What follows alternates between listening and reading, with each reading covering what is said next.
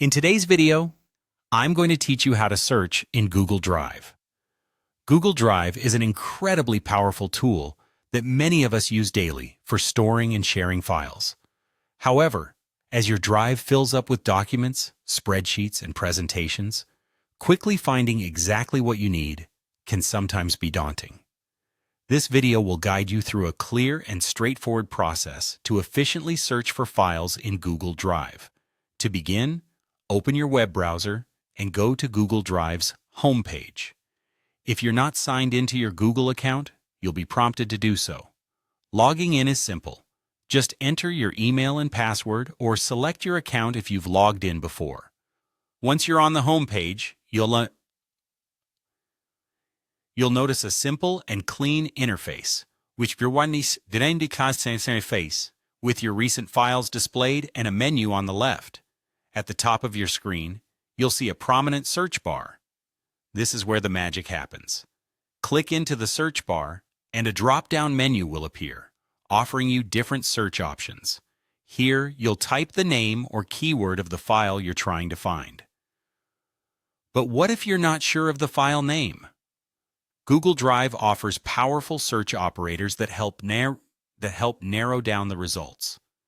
These can include searching by file type, ownership, or even the date modified. For instance, if you remember that the document you're looking for is a presentation, type presentations to filter only presentations. Similarly, using owner me could help if you're searching for something you know you've created. As you type, Google Drive starts searching for matches in real time, providing suggestions to help you find what you're looking for even faster. Once you've entered your search term, either hit the Enter key or click on the magnifying glass icon to the right of the search bar. A list of results matching your search will soon display beneath, with the most relevant files appearing first. Sometimes, your search might bring up too many results.